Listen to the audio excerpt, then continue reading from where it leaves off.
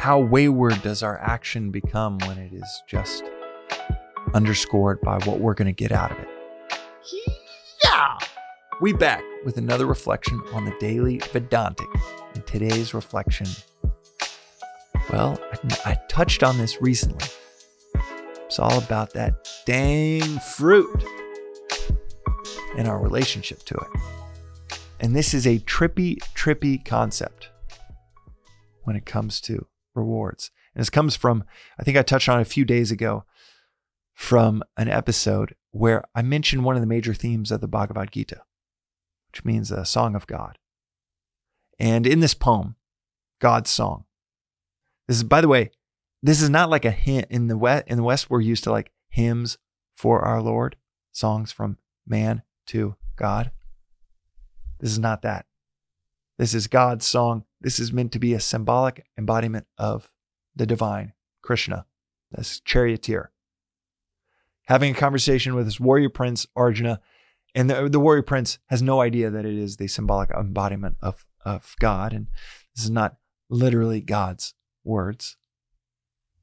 God doesn't speak words, but it's meant to be a symbolic embodiment of what God would say to a warrior prince that is just buckling at the knees, melting down right before this big battle. And one of the major themes of this 30-minute dialogue between warrior prince and the charioteer is the fruits of your actions are not yours. And it's critical that a discussion around the reasons why the fruit not being yours, the reasons why that is the case, why that should be the case. The fruits of your actions are not yours. And reasons why is because that is the logical path for us to take it. Otherwise, someone says like, hey, you found $1 million, it's not yours. Just leave it there. It could be quite tempting.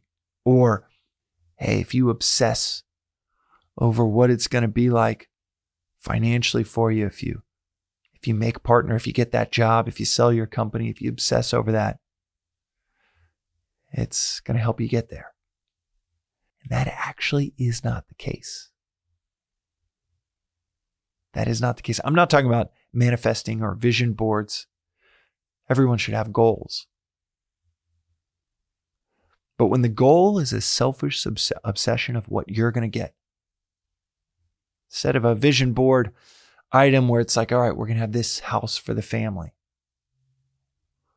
or I'm going to have this job for the community we're going to build out, this company with this goal to get to this many customers because that's how many people we can serve with our solution and how many people we need to serve to make the whole operation sustainable. I'm not talking about goals. Goals are important. Every time you jump into a cab, the first thing you tell them is where you want to go, which is quite ironic because we do not lead our lives that way. We jump into the cab of life and we're like, I don't know where I'm going, but that's for another episode. When it comes to goals in a personal or professional pursuit, goals are critical. Jump in the cab, say where you want to go, start the company, start to outline where you want to go, take a professional path, start to outline what's needed to be able to serve people for the long term with that professional path. Start a family, think about what success looks like, what you really want, and work backwards from that. Goals are critical. But the fruits of your actions, they are not yours. You hit that goal, comes with some financial spoil. When you obsess over that financial spoil, that selfish financial spoil that you're going to get, I'm going to get all that and I'm going to be able to buy so many things with it.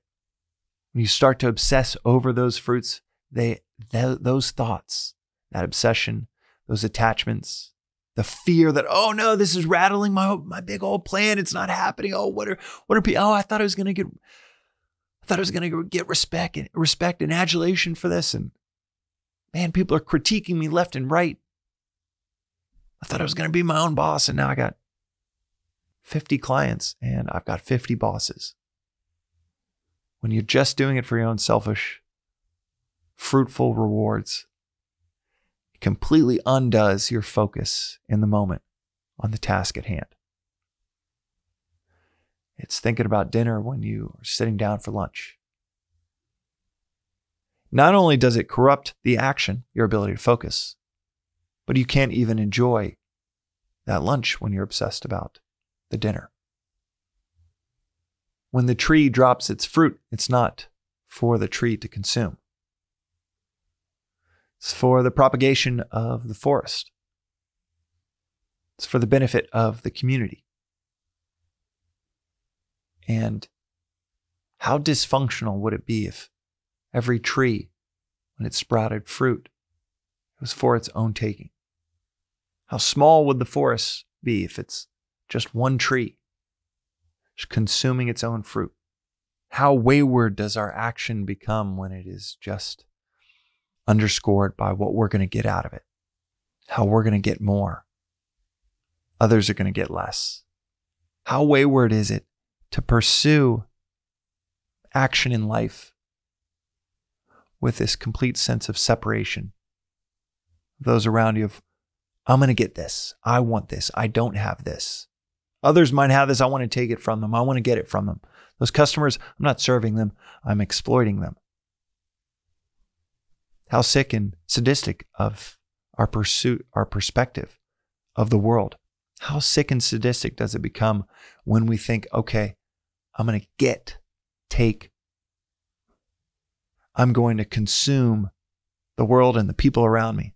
I'm going to view them as human resources for my goals, for my selfish pursuits.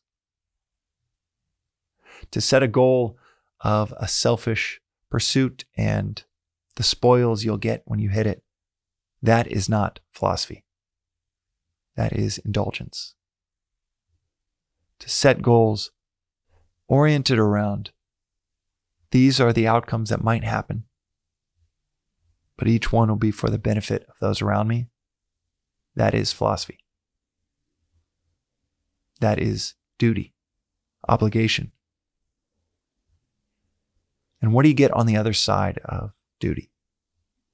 Something that is so rarely talked about in the West. We talk so much about rights and so rarely about duties. And what do you get on the other side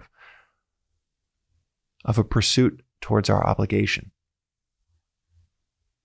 You've been given the resources, not viewing other people as resources to exploit, but you've been given the resources, the skills, the clarity, the vision, the energy, the opportunity. You've been given the resources to share that, to give that, to offer that, to surrender that to the community. And what do you get on the other side? What does the Bhagavad Gita say you get on the other side? In some sense, the fruit of pursuing action without thought of the fruit. In a paradoxical, beautiful, but experiential, time-tested way, what you get is immediate peace. Surrender to a duty-bound existence, and immediate peace follows. Surrender that fruit. It's the very obsession with the outcome that you can't really control. The very obsession with the outcome, with the fruit, that eliminates your peace right now. But we're all convinced in 10 years it'll be worth it. I'll get that peace. When I sell the company, when I have that family, when we get that house, we've been looking for a house for 14 months. When we get that house, when I get that promotion, when I show them that they were wrong, I'm going to get peace.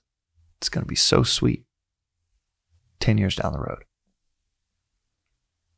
When you give up the thoughts of the fruit that you're craving right now,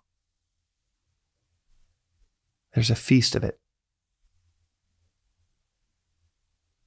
right within your fingertips. That peace that you're thinking is on the other side of that 10-year sojourn, that 30-year career, that peace that you're looking for, it can be immediately felt. Paradoxically, by letting go of the selfish pursuit of that peace. And by falling into, surrendering into A duty-bound existence is what we're told. I say this all the time, and it is so helpful when you hear something like, that just sounds too wishy-washy. That sounds too good to be true. That sounds too paradoxical. That sounds too risky. Who's going to look out for me? Who's going to look out for number one if I'm not looking out for? What's so beautiful and what is so emphasized within this philosophy is try it. Yesterday's episode was all about logic and reason. To not take anything as a pithy phrase that might sound good but doesn't sound very true as truth just because someone said it. You should kick the tires of it and try it out. And I implore you to try it out today. Try it out for a week. See what happens if you surrender. You just say, okay, on this work task, this is not what I want to do. This parenting task, this is the last thing that I want to do. But I'm going to surrender to this duty-bound existence, this thing that I heard on this podcast. I'm going to surrender to the duty, the obligation of the here and now. To hell with whatever peace, whatever sensual pleasure I would have rather designed for right now. It's gone. That's not going to happen. I'm going to surrender into the duty and obligation of right here and right now and see what happens. See if this is timeless truth that continues to be truth, or see if it is just bullshit. Kick the tires and go from hearing it and see if it's something that you can experience. Turns out if you're going around not eating the fruit just stacks up all around you. It multiplies. And that's today's reflection on the Daily Vedantic. We'll see you next time.